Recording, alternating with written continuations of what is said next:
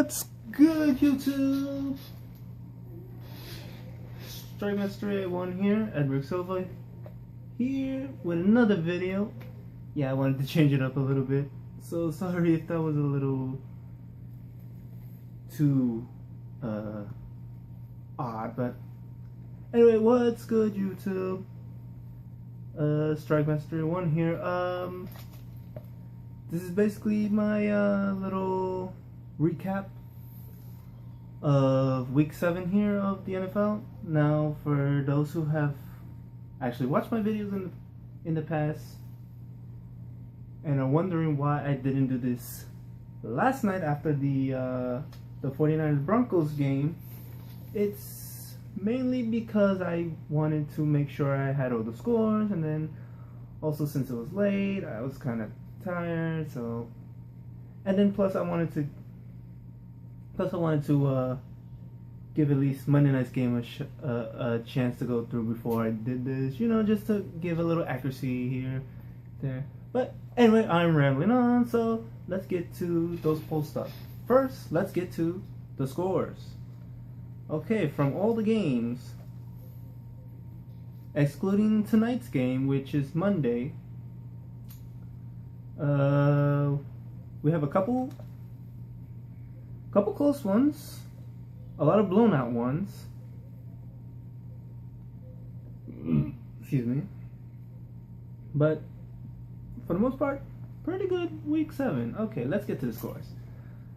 We have the Vikings versus the Bills. The Bills ended up winning that one 17-16, 1 point.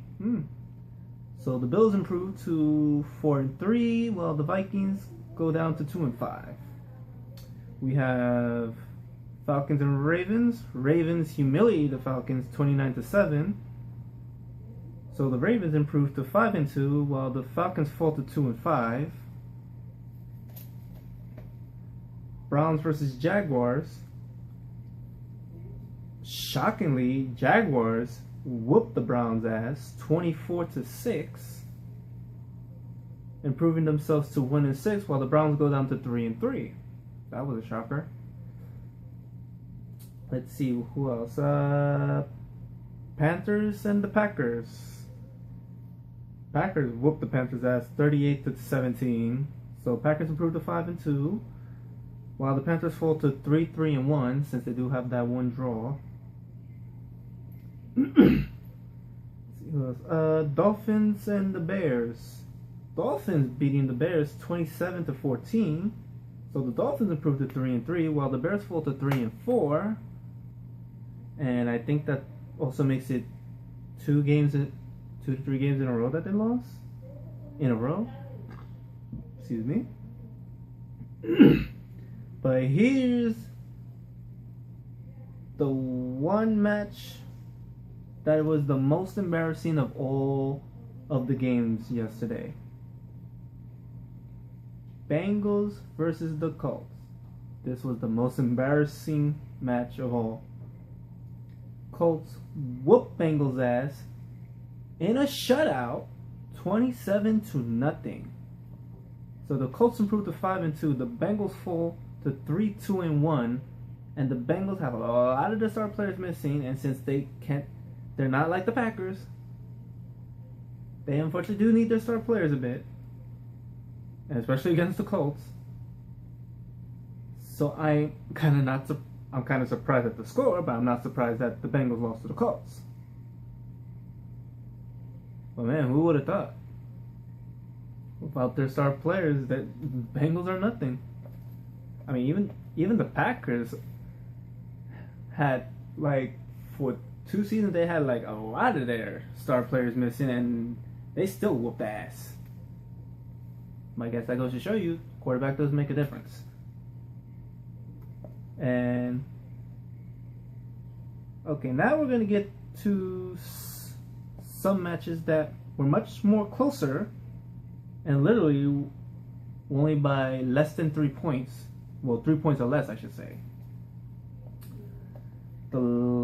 The Saints versus the Lions, where the Lions ended up coming back in the second half I think mainly in the fourth quarter, to beat the Saints 24-23,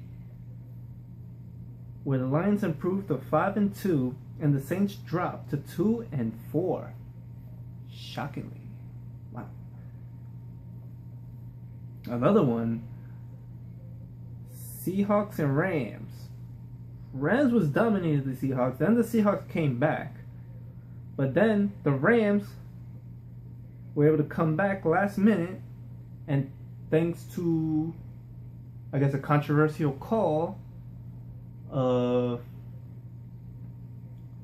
a fumble being recovered by the Rams, and by it not being signaled into review because it was not a turnover, the Rams was able to come back and beat the Seahawks 28-26, thus improving the Rams' record to 2-4 and dropping the Seahawks to 3-3, and also making it, I think it's 3 games in a row, or is it 2? No, it's 2 games in a row that the Seahawks have lost back to back, and in a close game too. Seahawks need to bounce back. Seahawks need to bounce back.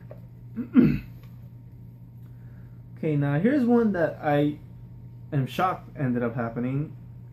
The Titans versus the Redskins. Redskins come back at the end and with a field goal ends up beating the Titans, which I thought it would have been the other way around. I would have thought the Titans would have beat the Redskins the way they've been playing. But no, the Redskins beat the Titans 19-17. Therefore, the Redskins improved to 2-5, while the Titans fall to 2-5. Ain't that interesting?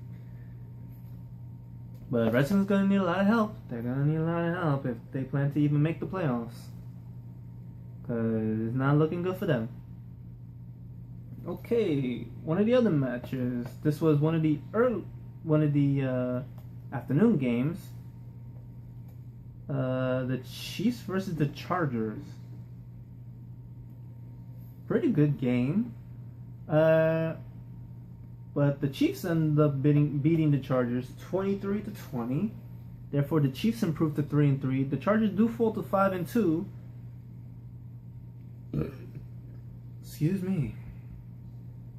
Excuse me. A little gassy today. But that's alright because Chargers are still in a good position. Although they do face the Denver Broncos this Thursday night. That's right, I said Thursday night. And I think that's basically gonna be a shootout right there. Chargers versus Broncos. But more on that a little later. Alright, the game that I've told you that I was penciling in, Giants versus Cowboys. Really, turnovers. Giants were inches away from tying the game and they cough it up, and Cowboys end up beating the Giants 31-21. So the Cowboys not only improve to 6-1, but they're the first team to get 6 wins, which is making me think that they're finally gonna win the NFC East and finally make it to the playoffs. I guess 4th time is a charm. You know, they were saying 3rd time's a charm. Well, I guess for the Cowboys, 4th time's a charm. But again, still pretty early. Although we are halfway there, still pretty early. And the Giants fall to 3-4. Although the Giants need something. I mean, I know Eli cannot be like his brother Peyton, but he needs help. And he needs to be able to make better decisions. And the Giants need that running game too. They really need that running game. They haven't had a good running game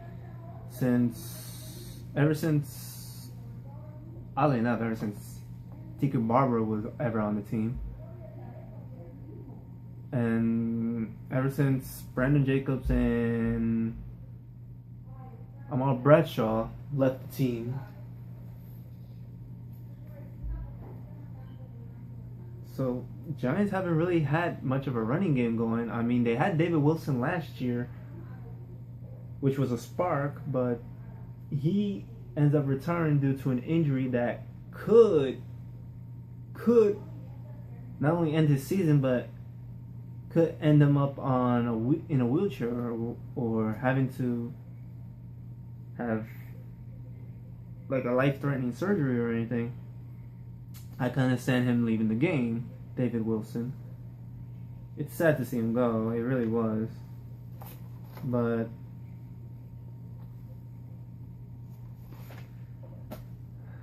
that's that.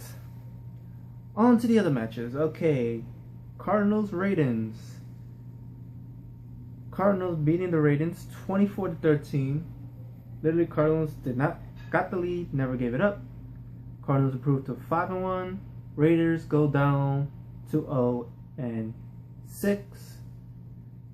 which basically makes them the only winless team left in football this season. The only winless team left. And as you can see, there's no undefeated teams at this point. But yet there's still one winless team. I do believe the Raiders will get a win at some point. Just not sure when. Okay, and the Sunday night game, the 8:30 game that I'm pretty sure everyone is talking about is 49ers versus the Broncos.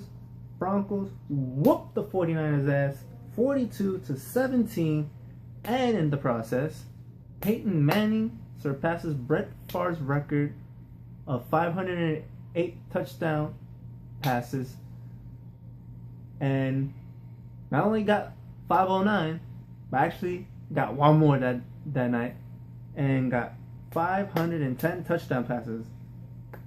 My God, was it nice to witness history there. And Peyton's not done. Peyton is not done. Because there's still, like 10 weeks left of football. So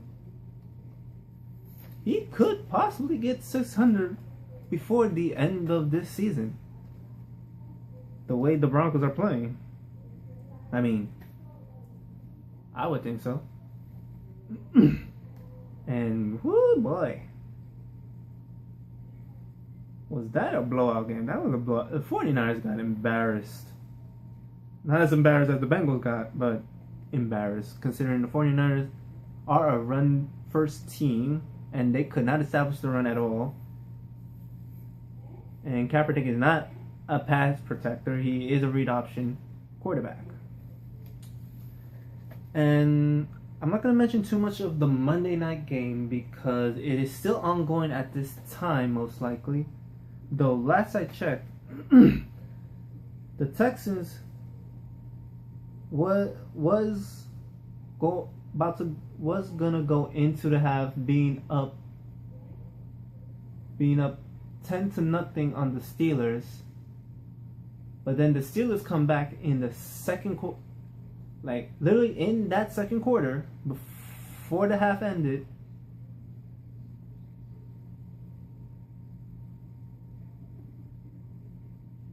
that second quarter, Steelers come back and score 24 unanswered points in the second quarter alone before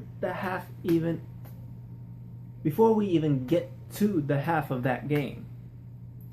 And last I checked, the score was 24-16 Steelers in the fourth quarter, which means the third quarter they were scoreless.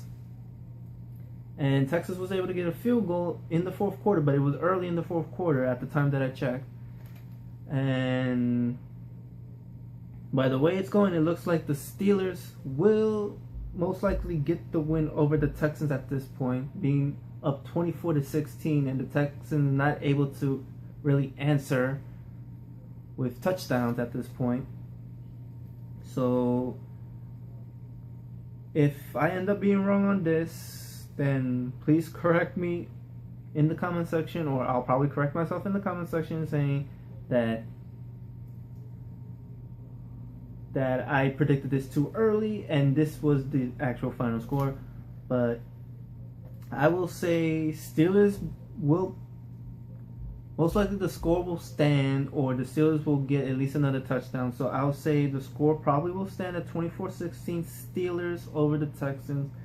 And I'll say now Steelers improve to 4-3 and the Texans fall to 3-4. Although, again, this is only a prediction based on what I saw of the score and how they scored.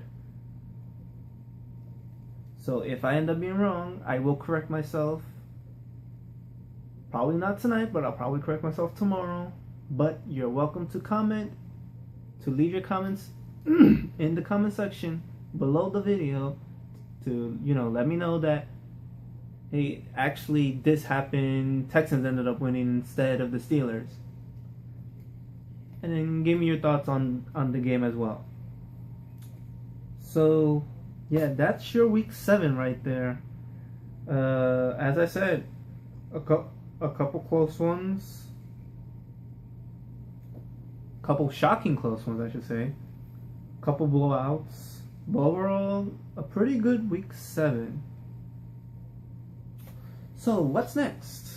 Well, like I mentioned earlier, Thursday night will be Chargers versus the Broncos, which I'm pretty sure will end up being a shootout, and it will be a good game this Thursday. Excuse me, sorry. So gassy today for some reason. But anyway, and then obviously the Sunday night game will be the Packers versus the Saints at the Superdome. The Superdome, where the Saints have been undefeated at home, and where the Packers are on a great win streak high right now. So who will prevail? Aaron Rodgers and his Packers, or Drew Brees and his Saints? Well, I base this off of their current standings.